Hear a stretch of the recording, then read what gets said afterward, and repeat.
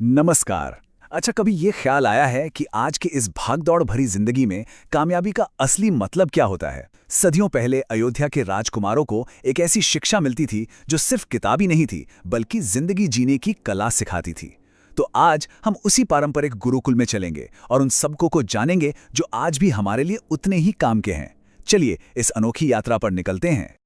तो गुरुकुल में सबसे पहली और सबसे जरूरी बात जो सिखाई जाती थी वो थी कर्म। मतलब किसी का काम ही उसका सबसे बड़ा धर्म है, उसकी सबसे बड़ी ड्यूटी है। आज की पढ़ाई जहां अक्सर डिग्री और नौकरी के इर्द गिर्द घूमती है, वहीं गुरुकुल में जोर इस बात पर था कि हर कोई, चाहे वो राजकुमार हो या कोई आम इंसान, अपना कर्तव्य निभाना सीखे और आत्मनिर्भर बने। वहां रुतबा नहीं, कर्म सबसे ऊपर था। हमारी ये जो यात्रा है वो 5 हिस्सों में बटी है। हम सबसे पहले समझेंगे कि जीवन के लिए शिक्षा का असल मतलब क्या है। फिर जानेंगे अपने शरीर की छिपी हुई ताकत के बारे में। इसके बाद हम कर्म के चक्र को समझेंगे और फिर ये भी सीखेंगे कि इस चक्र से बाहर कैसे निकलना है। और आखिर में हम ज्ञान की उस रोशनी तक पहुंचेंगे जो हमें अपना रास्ता खुद दिखाती है। तो चलिए शुरू करते हैं अपने पहले पड़ाव से। खंड 1, जीवन के लिए शिक्षा। यहाँ हम गुरुकुल के उस मकसद को समझेंगे जो सिर्फ रट्टा मारने से कहीं ज्यादा बड़ा था। ये एक ऐसी जगह थी जहाँ बराबरी, कर्तव्य और आत्मनिर्भरता के सबक सिखाए जाते थे। पता है, गुरुकुल की सबसे कमाल की बात क्या थी? वहां सब बराबर थे। कोई राजकुमार या गरीब नहीं था। सबके सब शिष्य थे। हर छात्र को आश्रम की सफाई से लेकर जंगल से लकड़ियां लाने और खाना बनाने में मदद करने तक सारे काम खुद करने पड़ते थे। इसका मकसद सिर्फ काम सिखाना नहीं था, बल्कि ये सिखाना था कि जिंदगी में कैसी भी मुश्किल आ जाए, उसका सामना करने के लिए कैसे तैयार रहना है। यही तो असली आत्मनिर्भरता थी। बाहर की दुनिया में आत्मनिर्भर बनने के बाद अब बारी थी अंदर की दुनिया को समझने की। तो हम पहुंच गए हैं अपने दूसरे पड़ाव पर, शरीर की आंतरिक शक्ति। यहां गुरु ये सिखाते थे कि हमारा ये शरीर सिर्फ हाड़ मांस का ढांचा नहीं है, ये कमाल की मशीन है जिसके अंदर बहुत सारी एनर्जी छिपी हुई है। गुरु का पहला सबक था अपने शरीर की इज्जत करो। वो सिखाते थे कि कुदरत किसी से भेदभाव नहीं करती, चाहे कोई किसी भी जाति का हो या किसी भी रंग का। हर इंसान का शरीर अनमोल है। ये सिर्फ एक शरीर नहीं है, बल्कि वो दरवाज़ा है जिससे होकर परम सत्य तक पहुंचा जा सकता है। अब ये बड़ा मज़ेदार है। गुरु समझाते हैं कि हमारे शरीर के अंदर एनर्जी के 7 मेन सेंटर होते हैं, जिन्हें चक्र कहते हैं। इन्हें आप एक तरह से अपनी बॉडी के अंदर के एनर्जी पावर स्टेशन समझ सकते हैं। हमारे रीढ़ की हड्डी के सबसे निचले हिस्से यानी मूलाधार चक्र में एक जबरदस्त एनर्जी सोई हुई होती है, जिसे कुंडलिनी कहते हैं। जब ध्यान और सही प्रैक्टिस से इस एनर्जी को जगाया जाता है तो ये इन 7 सेंटर्स से होती हुई ऊपर की ओर सफर करती है। जरा सोचिए कि ये सोई हुई एनर्जी एक नदी की तरह है। जब ये जागती है तो ये हर चक्र को एक्टिवेट करती हुई ऊपर उठती है और हमारे मन के नए नए दरवाजे खोलती है। और जब ये एनर्जी सबसे ऊपर वाले सेंटर यानी सहस्रार चक्र पर पहुंचती है तो इंसान को एक ऐसी शांति मिलती है जिसका कोई मुकाबला नहीं।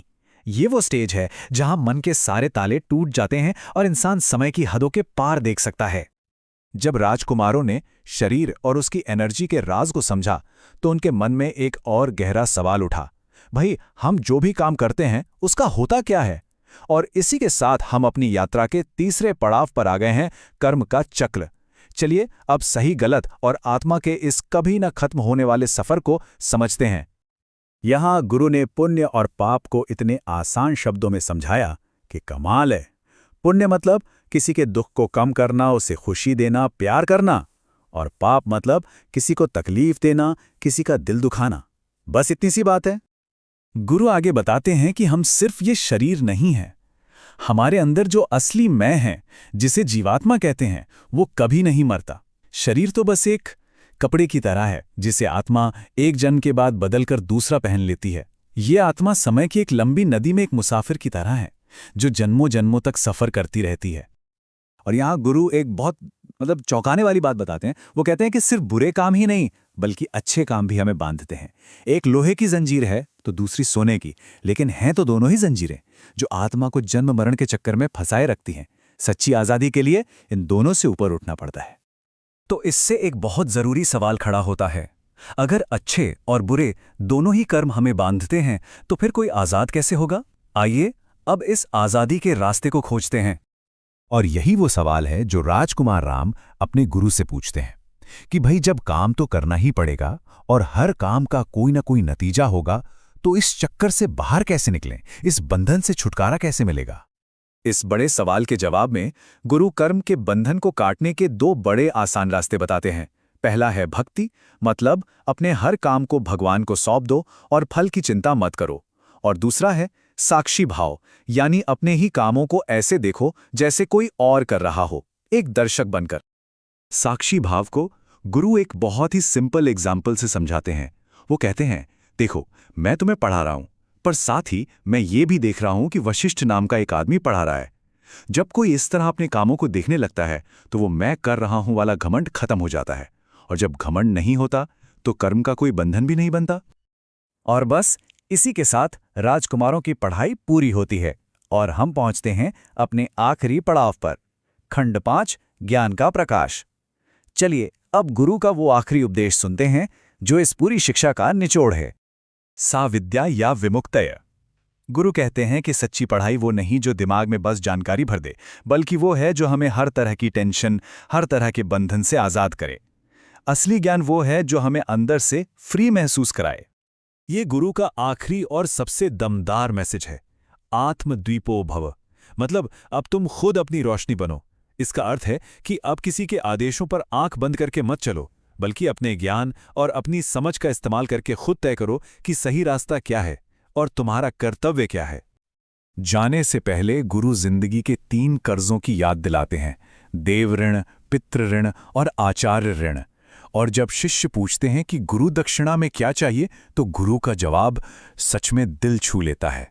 वो कहते हैं कि मेरी दक्षिणा बस इतनी है कि इस दुनिया को और खूबसूरत बनाओ, जहां भी जाओ प्यार और खुशी फैलाओ। और इसी के साथ हम आज की ये यात्रा खत्म करते हैं।